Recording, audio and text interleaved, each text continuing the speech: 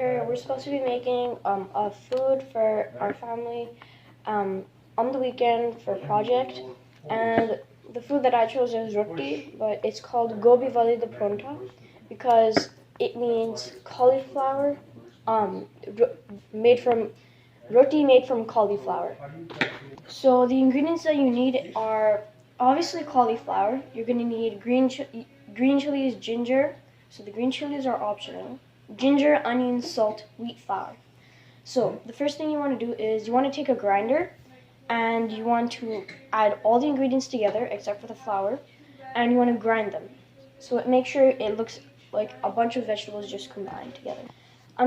Next you want to add the grinded ingredients into the wheat flour. So you want to take another bigger bowl and you want to put it inside there, and you want to knead them together with the flour. So it basically means like you're playing with slime. So you're adding all the ingredients and you're taking all of the flour together and you just keep putting the layers on top of each other.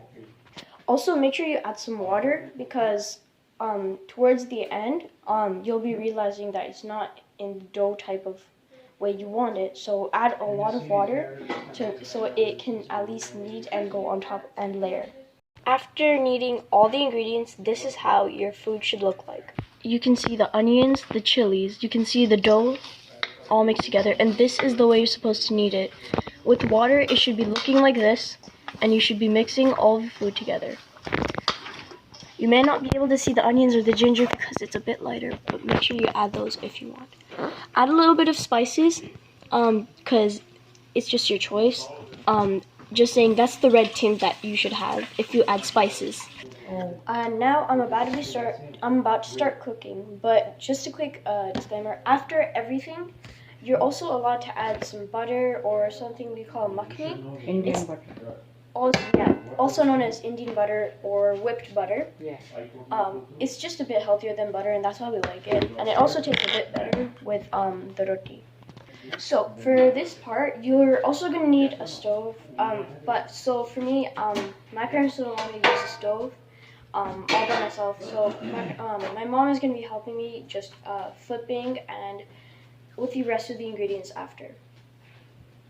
So the next step is you also want to have make sure you have a roller, the ones I use to roll pizza. Rolling pin. A rolling pin. Make sure you have oil in a bottle, and make sure you also have dry Flour. Yeah, dry flour. And if you want, if the stove's too hot for you, you can use a flipper. Big or small, it doesn't matter. So first you want to take the atta, make it into a circle, use the rolling pin and roll it until it becomes a flat circle. And the reason for the dry flour is in case it sticks onto the rolling pin, we add dry flour so it doesn't stick anymore. So as you can see, this is the oil added onto the pan. The fire is turned on.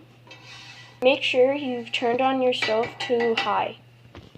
So as you can see, my mom is rolling until it becomes a flat circle. Then she dips it into flour, and then she continues to roll it because she doesn't want it to stick onto the rolling pin. As your final finished product, this is the way your food should look like. So now you want to just flip and make sure it lands onto the frying pan. So it should look like this. So after a while, it's mainly staying on one side. So you want to flip it over, and so both sides can be cooked. So the way you know you can flip it, the way you flip it is, and you know the right time. You just have to know by heart by how much time it's been cooking, and you can even check just by a little bit like this. So my mom's checking. She peels over, and she checks if it's right, and nope, it's not. Same for the other side.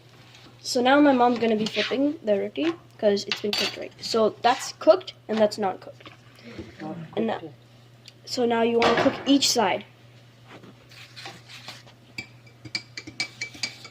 You also want to have another container so you can put your rotis inside the container. So it's kind of like a storage. So after cooking. after cooking, in case people want some, it doesn't turn cold. So you will mainly want to put it inside of a thermos or a insulated container.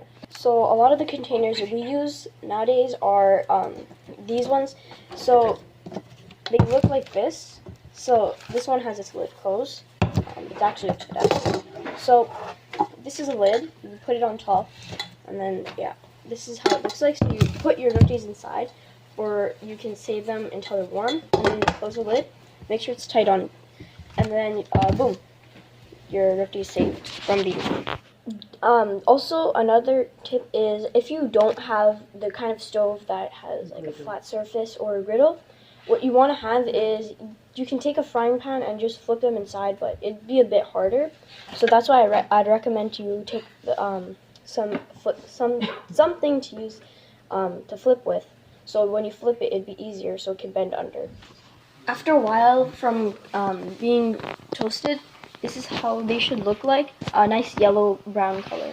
That was about halfway through cooking, and then we'll show the end result after. So after a while, there should be a little bit of brown spots popping up onto the roti. So it should look like this. So that means you're doing the right job, and you're making sure it's not too. You want to make sure that it's not too many dark spots, because that means you burnt the roti, or you just don't want to make. You just want to make sure it's not undercooked, so it doesn't have a pale color. You want to make sure it has a nice brown, yellow, orange color. So you also may be wondering why you have a paper towel over here. So we have a paper towel only because once they come out of the frying pan, it's really, really oily. So when we put it on, the paper towel absorbs the oil. So it makes sure it's not moist in there, because then it will taste a bit off. Alright, so a bit later, this is the way it should look like when it's finally done.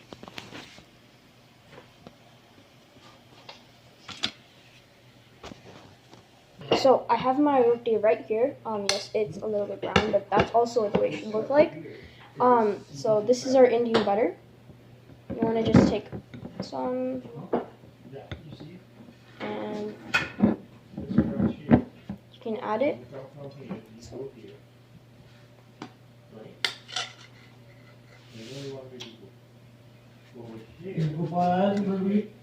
And that's end result, like this. So you want to just spread it all over so you can get a good taste of it. End result. So another thing you can also add onto a side is you can just take a bowl of plain yogurt. You can buy it from the store, and just basically it's just like something you can dip into, kind of like other lentils. So some things you can add are black pepper, and you can also add salt. So just add a bit of black pepper. It's just your decision about how much you want to add, but adding too much will not taste as good. And then you want to mix it. And then you can also add some salt. So at the end, you can also add a bit of salt. So it's your choice on how much you want to add. So this is your bowl. This is how it looks like before. So you can add a bit of salt.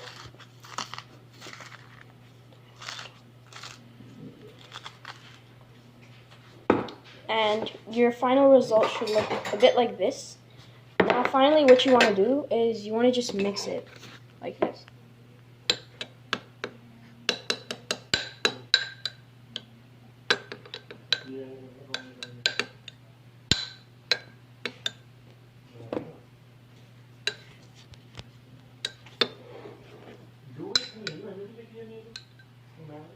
So anyways, that's basically how you make gobi wali de paronta. I hope this video was helpful, and the pictures are also helpful.